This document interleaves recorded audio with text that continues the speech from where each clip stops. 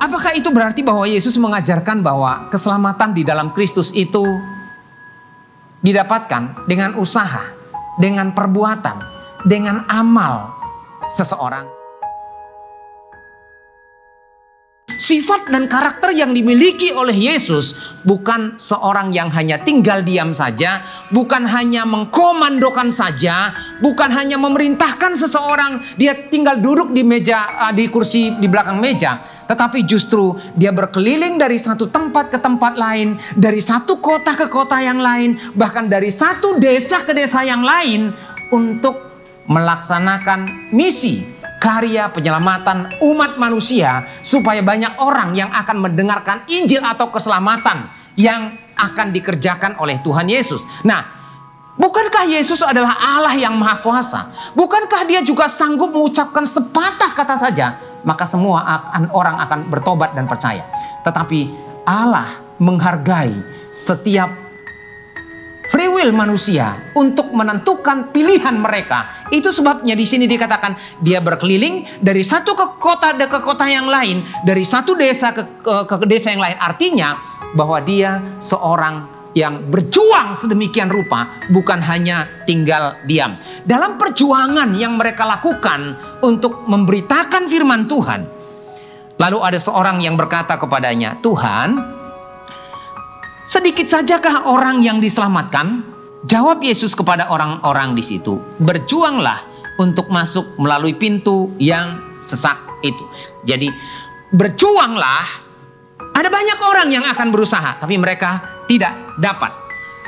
Apakah itu berarti bahwa Yesus mengajarkan bahwa keselamatan di dalam Kristus itu didapatkan dengan usaha, dengan perbuatan, dengan amal seseorang? Tentu tidak. Karena Yesus selalu berbicara bahwa sesungguhnya seseorang diselamatkan bukan karena usaha mereka, bukan karena perbuatan baik mereka, bukan karena amal mereka, tetapi oleh karena iman kepada Yesus. Sebab keselamatan itu hanya dianugerahkan kepada mereka yang percaya kepadanya. Jadi Yesus tidak hendak mengatakan bahwa keselamatan itu didapatkan dengan usaha dan perjuangan seseorang. Tetapi kalau kita melihat di sini, ini untuk membuang kesan bahwa ada orang bangsa Yahudi yang menganggap diri mereka itu secara otomatis masuk surga. Itu sebabnya Yesus mengatakan berjuanglah.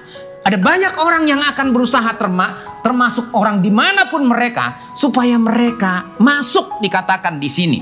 Jadi saya mau mengatakan bahwa orang yang sudah beriman kepada Yesus tidak hanya tinggal diam, "Oh, saya sudah selamat, saya sudah percaya kepada Yesus, saya sudah ditebus oleh darah Yesus." Tapi mereka tidak ke gereja, lalu mereka kemudian tidak beribadah, mereka tidak memuji Tuhan, tidak melakukan firman Tuhan, tidak mengikuti kehendak Tuhan, tidak setia kepada Tuhan karena saya sudah diselamatkan. Tidak demikian. Tetapi orang yang benar-benar beriman adalah mereka akan terus berjuang mempertahankan iman mereka dan keyakinan mereka di tengah-tengah situasi yang sulit dalam kehidupan ini.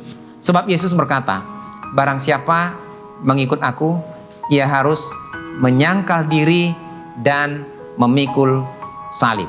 Banyak orang sampai masa kini meninabobokan diri dengan janji-janji manis. Mereka berkata bahwa orang yang mengikut Yesus itu akan sukses.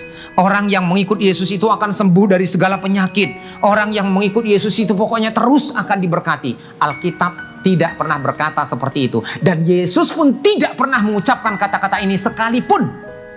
Bukan berarti kita tidak boleh sukses. Boleh sukses. Bukan berarti kita tidak boleh berhasil. Boleh berhasil. Tetapi Yesus tidak pernah berkata bahwa mengikut aku kamu akan sukses dalam segala hal. Kalau itu yang terjadi, maka kebanyakan orang Kristen akan menjadi kecewa karena mereka mengalami banyak tantangan dan pergumulan. Perjuangan itu bukan hanya kemarin, bukan yang lalu, bukan sudah lewat, bukan hanya sekarang saja, bukan di depan, tetapi justru dari sejak kita bertemu dengan Yesus, mengenal Yesus secara pribadi, maka kita akan terus berjuang setiap kesempatan selama Tuhan masih izinkan kita hidup dalam dunia ini. Yesus mengajarkan pada waktu itu kepada orang yang bertanya, tetapi juga kepada semua orang yang hadir di situ, Kalau kita ingin sampai ke tempat yang Tuhan tunjukkan kepada kita, maka kita harus berjuang menghadapi realita kehidupan untuk mempertahankan iman kita. Dan perjuangan itu seperti seorang yang bergulat, di sini dikatakan berjuang untuk memenangkan pertandingan. Dan itu tidak hanya untuk orang tertentu, tetapi berlaku buat setiap orang, termasuk kita. Dan itu akan terus-menerus terjadi selama kita masih hidup. Artinya, sekali lagi saya mau ulangin bahwa hidup dalam iman adalah hidup dalam perjuangan.